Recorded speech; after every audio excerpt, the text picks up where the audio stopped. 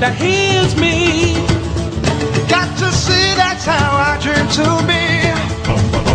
All right, it's Dave Plier back with you on 720 WGN. So for over 3 decades, Chicago's own Ira Antelis has been an internationally acclaimed musician, composer, and influencer. He got inspired when a doctor checked his blood pressure and said that's not good. And while his doctor told him to get it under control, he took that advice to a whole new level and launched 120 Life.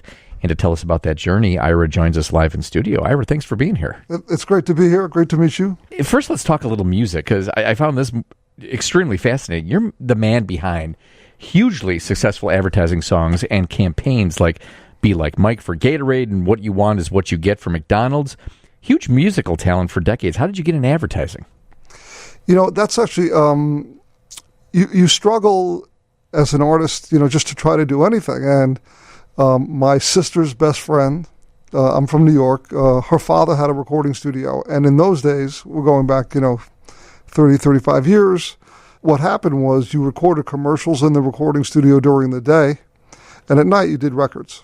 And, whether it be Patty Austin or Luther Vandross, they all came to sing on your commercials, and they did records at night. And my sister said, my friend Cindy's father has this recording studio. He records all of these shingles. And I was really struggling, had the passion to write and produce music. And I went to him, and he said, I played him, a cassette at that time. Yeah, my daughter doesn't know what that is. And, yeah. And he said, I'll introduce you to Sid Wallachin. And at the time, Sid was sort of the king of the jingle world. He did everything for McDonald's, everything. Wow. You deserve a break today. You deserve a break today, oh yeah. And I begged Sid for a job, and that's how my journey began, writing commercials. And it led me to sort of a life in music for advertising, but allowed me to do the things I really wanted to do.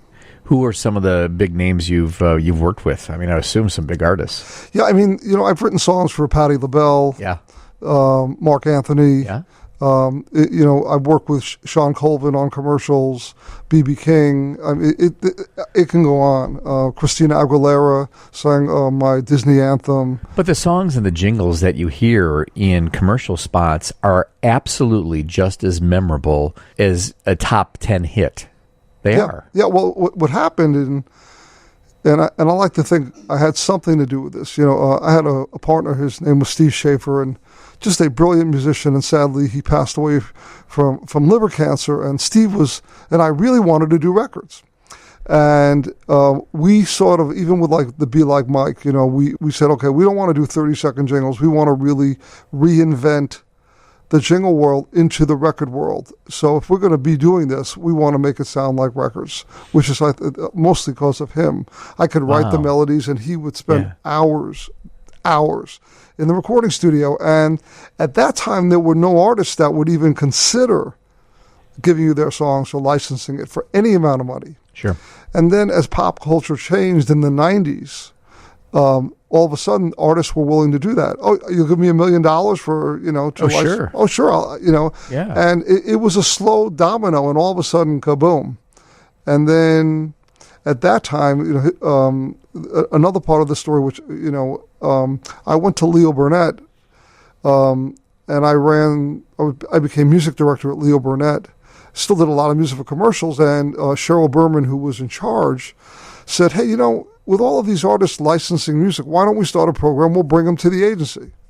And cool. Everybody laughed at nobody will come. And next thing you know, we had, I forget the name of the band, but the Google Dolls came. All of these people came, and they would literally do little concerts, and we'd meet with all the creative people, and a bunch of licensing deals happened because the bands, and it became like the forerunner, and then everybody started to do it. So the whole world just changed in those 5 to 10 years. My son just sent me a YouTube video, Chef Boyardee celebrating an anniversary, new branding, and there's some rapper, and I can't remember the rapper's name, but him and Donny Osmond are together doing a 2-minute video, and I thought to myself, I'm not going to sit through this whole thing. I sat through the whole thing, and it was super cool. Absolutely. Watching these two artists together. So from a marketing perspective, what are the pros and cons to producing original music for a client, and possibly with a familiar artist, possibly not with licensed music? Because it's, as I said, it's still eventually becomes recognizable for the consumer. I think the thing, and I've worn many, many hats doing this, creating it, overseeing it, is if there's a record on the radio today, Yeah. and you license it, I don't think your brand will ever be associated with that, because the association has already happened. If you, let's say the Chainsmokers, really huge group right now, big producers, and there's just no way you're going to take their song and put it in a commercial and people are going to say, wow, whatever the brand might be. So that, I think, is the downside. However, when you license it, I think you have an audience that thinks your brand becomes a little bit hipper. I think so too. Let's think about Donny Osmond, as I just said. All of a sudden, he's a hip guy with a rapper talking about a 50-year-old brand. Exactly. Yeah. So I think I don't think there's one or the other. I think there's a lot of the pros and there's cons. It depends what you want. And it's interesting because some of the other things that have happened is, a lot of brands have almost gone back to some of their old jingles. Oh, which I love because they're most familiar, especially to baby boomers and people my age. I mean, I remember all those jingles and I love it. When I hear it, that's what I grew up with. Exactly. You hear the notes and you could be in the other room and you know what it is. Yeah, absolutely. And so there's a lot of that's going on too. So now you're humming along and you go for a routine checkup, just to check up on yourself, see how things are going. Pretty healthy guy. And you got some news you didn't quite like. Yes. And, what happened was, I work out a lot and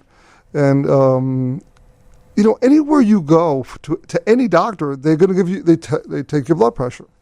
I go to the eye doctor, he takes my blood pressure and he says, your blood pressure is a little high. And I'm thinking, that's weird. I was just at my, general doctor about 3 months ago. And I don't know, I think 2 weeks after that, I'm at Walgreens and I'm waiting for a prescription or something. Now you're thinking about this. And I'm like, hey, do you guys have a blood pressure monitor? Yeah. And they say, sure. And they take it and it's even higher. Ooh. So I called the doctor on Monday and I'm like, wasn't it 120/80 3-4 months ago? And they said, why don't you come in? And sure enough, it was high. And they said, okay, you have to, we'll give you a couple of medications to bring it down. And but you need to really watch this. You're at an age where this is not good. But they didn't really tell me a lot more. So a lot of it I had to figure out on my own. Mm-hmm. Like what to eat or... So the first thing I did, because they're like, if you don't get this down, because I had another health issue, this is a serious problem. And they're like, you have like a month to get this down. Wow. It was not even like gradually. Yeah. So I joke around, but which is true. So I'm starting Googling foods and everything. So, the first thing that pops up, best food to eat is Brussels sprouts. Brussels sprouts are one of the only two things I will never eat. I have never eaten in my life. So next thing you know, what else? What's the second thing? Well, the other thing will come with the juice, which is even funnier. Yeah. And so, I get it down, and there's side effects of the medication, and I'm in sort of the normal range. But I think we're all somewhat, when something comes into our mind, we just, every time we're on the computer, I'm on the computer and I'm thinking foods to eat, things to drink, because I'm conscious of this. Sure. And sure enough, over the period of a year, and I keep reading about 6, 7, 8 things, you could pull up any article that lower your blood pressure. So, and what are they? So the first thing is beets. And that was the second food I would never eat. And if anybody who knows me knows I love to eat. I wouldn't eat Brussels sprouts, but I would eat beets. But go ahead. So I'm like, okay, well, beets lowers your blood pressure immediately. Wow. 7 to 10%. And then long term, the studies say 7 to 10%. Hibiscus lowers your blood pressure, same thing, about 10%. These are studies, and some of these have clinical trials. Sure. And pomegranate juice, cranberry juice, tart cherry juice, and then a friend of mine who joined my team is a nutritionist. She said you should add magnesium. Okay. So I'm thinking, okay. So you're a guy that's always bringing music together and people together. Now you're bringing ingredients together to solve a problem. Right. And, as I tell the story, my wife and daughter and son, they're just like, I don't cook anything. So I'm in the kitchen. Experiment. And I'm going to Whole Foods. Finally, I said, I'm going to Whole Foods. I'm going to get all these. I'm like, if all of these lower your blood pressure, 7 to 10%, maybe some 5%, somebody must have put it together. Nothing. Nope. I'm like, 100 million people have high blood pressure just in the United States. There's got to be a drink. Nothing. I mean, and again, as I tell people, we could think of 1,000 ideas right now. Oh, yeah. They're all done. So I'm like, wow. So then I'm like, okay, I'm going to go make it. And in my mind, I'm thinking, if you had to create a drink, what would it be? Sure. And I'm like, well, I think people would drink 8 ounces a day. That's sort of what I came to. And, you know, the thing I tell people is, well, they're like, how did you figure out the proportions? And what I say is, one of the articles I read, and you could probably Google it, said 2 ounces of pomegranate juice a day lowers your blood pressure. So I'm like, aha, okay. 2 ounces of that drink of 120 will be pomegranate juice. And that's how I formulated it. And Wow. Usually when you have drinks like this, you know, it says it's under 5% of juice. I mean, most of this is juice, which is pretty cool. Correct. Yeah. And the sugar that's in it is, so I would go to Whole Foods. Yeah, low sugar. And I would buy 100% juice. And I would drive the people there crazy. And it's funny now, I go back and I give them the drink. Yeah. I'm like, you know, I'm the guy that drove you crazy because I didn't want any juice with any additives. I wanted 100% pomegranates. That's it. Nothing else. I wanted 100% cherry juice, tart cherry juice. That was it. So, and that's how I built it. So I knew any of the sugar would not be added. It would just be from the juice. So now I have this drink and I start taking it, and my blood pressure, which still was a little high, drops. Okay. And you know, nobody believes me. They're like, "What do you know? Yeah. You do music. Yeah, Yeah. This is not a recording studio. Yeah. This is not whatever." Yeah. And then I start giving it to other people, and you know, the results are really good. People losing 20 points, 30 points, and It's a big deal. the life changer for me was I have a couple recording studios, and one of the producers had a friend who I think they had taken him to the hospital. His blood pressure, he was actually in my studio like 2-3 o'clock in the morning, and started to see blurs or things in his eyes. Yeah. And they took him to the doctor, and they're like, "You got to go to the hospital. Your blood pressure is like out of control." And I was on a way for a music project to Las Vegas, and they said, he called me and he said, "My blood pressure is really, really high. Can you make me a batch of your thing?" Oh. And I'm literally on my way to a day later, and I said, "Absolutely, I'll make you I make like 128 ounces at last 2 weeks." And I go bring it to him, and I don't think anything of it. It's like a Wednesday. I'm going to Vegas, and I still have the text. So I don't know. I think it was Saturday morning or Sunday morning. 3-4 days later, he said, "Ira, my blood pressure dropped 50 points." Wow. And I haven't done anything different Except drink. except the drink. There's all these things that they tell you lowers your blood pressure. Right. He says, and So nothing. there comes 120 life. And then I'm like, okay. Yeah. And at that point, the light went on. His name is Byron Turner. And actually, I saw him today because I still make it for him. Oh, that's cool. We have like a bond, and we're really good friends. And I'm like, I'm doing this because I can really help people. And that began the journey of, okay, it works now, make it a business. And there you have it. And here you are. Where can folks buy this? Because first of all, what I love, of course, because you're from Chicago, it's made here in Chicago. Well, it's actually there's a factory they're called Coalpackers in Wisconsin. Mm-hmm. We distribute out of here. Okay. My partner, Gotcha. Peter Levy, and so people are like, "Oh, you'll never get into a store. It costs $5 million," and I'm like, "I don't care. I'm going to do this." So the easiest way in my mind was, there's 100 million people. Let's say 20 million are online. Yeah. And we could find who they are. Sure. And a lot of them, especially on Facebook, I'm 61. I'm going to be 61. And so we created our own website, 120life.com. And then we're like, okay, we'll go there first. And now in about a week, we have our Amazon store, and we're starting to talk to retail. So it's starting to build.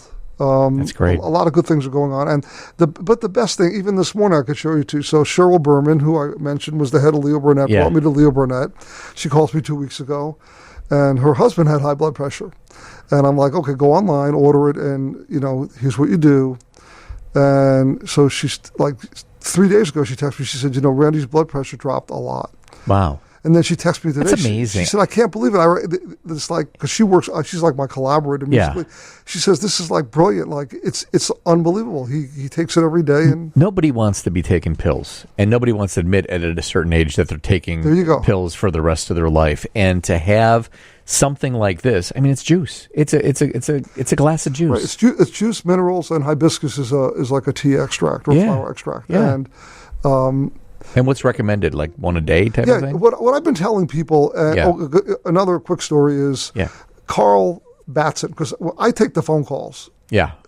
Carl Batson calls me from Oklahoma about 3-4 months ago. Yeah. And says, I want to buy you juice. I live in Michigan. I'm at my mom's in Oklahoma. Can you have it delivered? And I said, sure. And so if people call me, I'll actually take the order on the phone. And he wanted like $300, an excessive amount. Yeah. And I'm like, I don't really know if you need that. Maybe try it, He says, no, I want it. So I sent him like, I don't know, $250 worth. And I'm thinking in my mind, like about 2 weeks ago, I'm like, I wonder what happened to Carl Batson. He said his blood pressure was out of control. Nobody could get it under control. Wow. And I sent him all this stuff. Sure enough, God is my witness. I'm walking back to my house one morning because I swim at the pool. And I get a text, a voice message from Carl Batson. My blood pressure dropped 90 points. Can you call me? I want to buy $1,000 worth of your product. Oh, wow. And he told me what he did was he drank 3 bottles a day for like a week, and it really lowered. Okay. So now what I say is, maybe take 2 bottles a day for 3 days and then go to 1 bottle. And then just kind of monitor and see how it goes. I just find this to be an extremely fascinating story, and I would take a bottle of juice over taking pills any day. Exactly. And if you have high blood pressure, would like to learn a little bit more about 120 Life, simply visit 120 Life. That's 120life.com. And Ira's a fascinating guy in general. If you want to learn more about Ira and projects he's working on, you can visit Ira Antelis, ANTELIS.com.